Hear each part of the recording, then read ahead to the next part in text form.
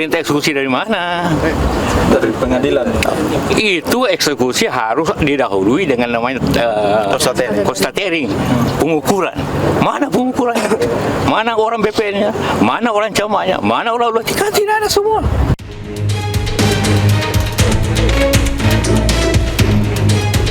Wakil Presiden Republik Indonesia ke-10 dan 12, Yusuf Kala, tak bisa menahan amarahnya saat mengetahui lahannya di Kota Makassar, Sulawesi Selatan, dicaplok tanpa sepengetahuannya. JK mengklaim lahan seluas 16 hektar di Jalan Metro Tanjung Bunga, Tamalate, Kota Makassar, Sulawesi Selatan sudah dibeli secara sah sejak 35 tahun lalu. Namun kini ada yang mencoba mengambil alih dengan memanfaatkan celah hukum serta memanipulasi dokumen untuk menggandakan kepemilikan tanah. Saya punya tanah, itu kesimpulannya. Udah sertifikat, ada jual belinya 35 tahun lalu, saya sendiri yang beli. Dan tidak ada yang kalau memang yang kami tidak ada hubungan hukum dengan GMD, tidak, karena yang dituntut itu siapa namanya? Majo Balang. Itu penjualikan kan? Iya, penjualikan. Masa penjualikan punya tanah Sulawesi ini? Betul. Ya kan? Jadi itu kebohongan, rekayasa macam-macam. Kalau ada tanah jadi itu permainan lipo, itu ciri lipo gitu. Jadi jangan main di sini di Makassar. Menteri Agraria dan Tata Ruang Nusron Wahid buka suara. Menurutnya, eksekusi yang terjadi belum melalui proses konstatering atau pengukuran. Kementerian ATR atau BPN pun telah mengirimkan surat ke Pengadilan Negeri Kota Makassar untuk mempertanyakan proses eksekusi tanpa pengukuran.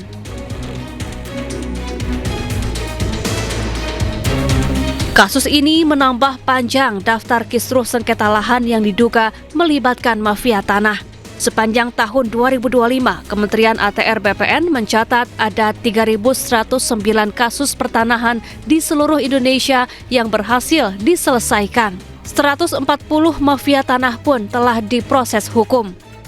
Praktik mafia tanah sepanjang 2025 ternyata merugikan negara hingga 9,4 triliun rupiah.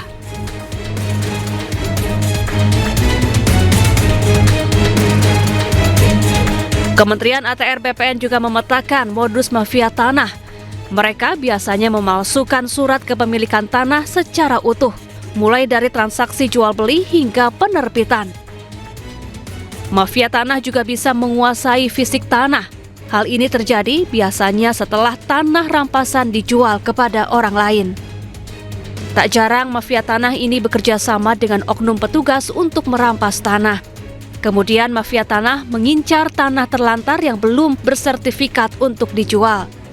Mereka akan menjual tanah kepada orang lain usai memalsukan dokumen tanah. Tim Liputan iNews melaporkan.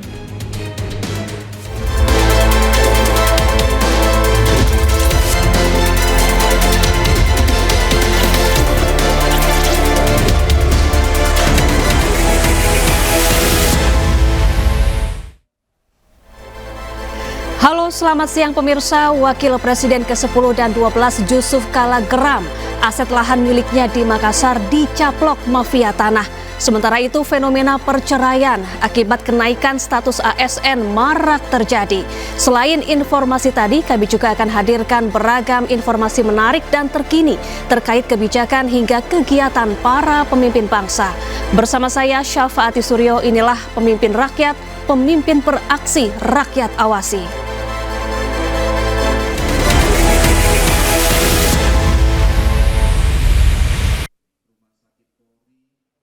Pemirsa, pemerintahan Presiden Prabowo Subianto serius berantas judi online. 2,4 juta situs judi online telah berhasil ditutup oleh Menkom Diki.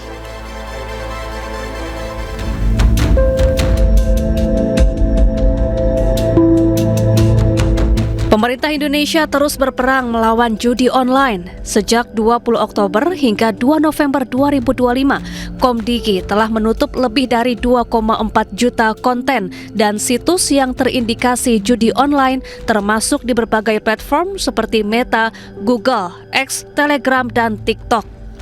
Per 20 Oktober 2024 sampai 2 November, kami juga selain melakukan takedown situs, kami mengirimkan 23.604 rekening ke PPATK untuk kemudian segera ditangani, karena kita memahami bukan hanya akses tapi juga rekening itu menjadi lehernya.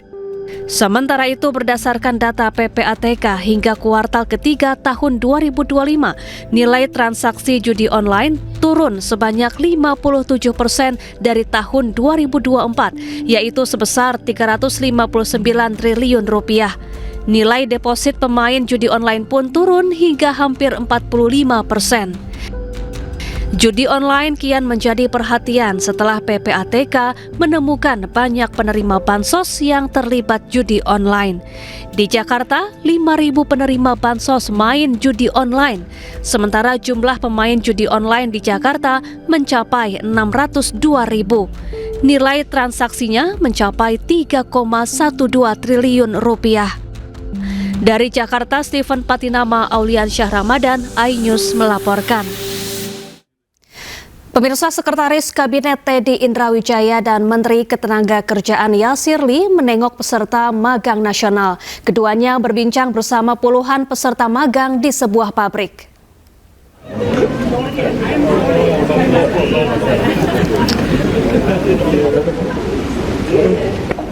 Seskap dan Menaker mengunjungi perusahaan manufaktur asal Jepang di Kabupaten Bekasi, Jawa Barat. Keduanya memastikan program yang dirancang untuk memperkuat keterkaitan antara dunia pendidikan dan industri ini berjalan lancar sesuai rencana. Dalam pelaksanaannya, peserta magang menerima uang saku dari Kemenaker yang besarannya disesuaikan dengan upah minimum kabupaten atau kota di lokasi perusahaan tempat magang. Gelombang pertama program magang nasional ini telah menampung 20.000 peserta dan akan meningkat pada gelombang kedua dengan target mencapai 80.000 peserta. Dari banyak sekali perusahaan. Nah, ini adalah salah bentuk keinginan Bapak Presiden bagaimana caranya mahasiswa-mahasiswa yang baru lulus itu dapat pengalaman bekerja, dan kita melalui Menaker memberikan pengalaman tersebut dalam program magang nasional, yang mana di batch pertama bulan lalu 20.000, nanti November ini sudah dibuka, dan tanggal 24 November akan 80.000 itu akan masuk di gelombang 2 untuk bekerja di seluruh Indonesia. Gubernur Jakarta Pramono Anung bantah rumah sakit di Jakarta tidak beri perawatan pada warga Baduy korban begal. Sebelumnya viral di media sosial, seorang warga Baduy korban begal ditolak berobat di rumah sakit karena tidak punya KTP.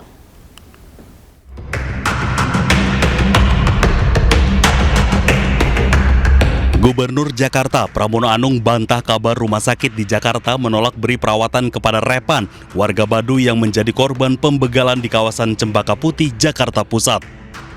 Menurutnya, kendala yang terjadi bukan karena Repan tidak punya KTP, namun hambatan komunikasi antara pihak rumah sakit dan korban karena perbedaan bahasa, sehingga membuat proses administrasi awal tidak berjalan lancar.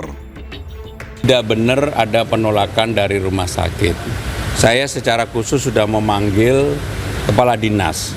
Mohon maaf, memang komunikasi yang terjadi karena warga Baduy ini mungkin bahasanya tidak ini, sehingga ada hambatan itu.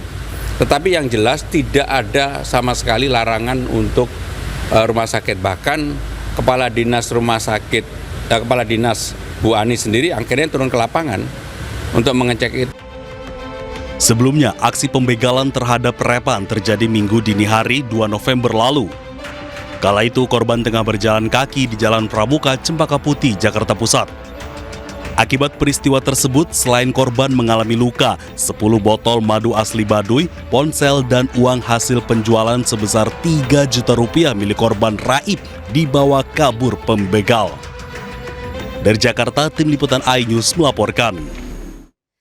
Ketua DPR Puan Maharani hormati putusan Mahkamah Kehormatan Dewan terkait pelanggaran kode etik Nafa Urbah, Ahmad Sahroni, dan Eko Patrio.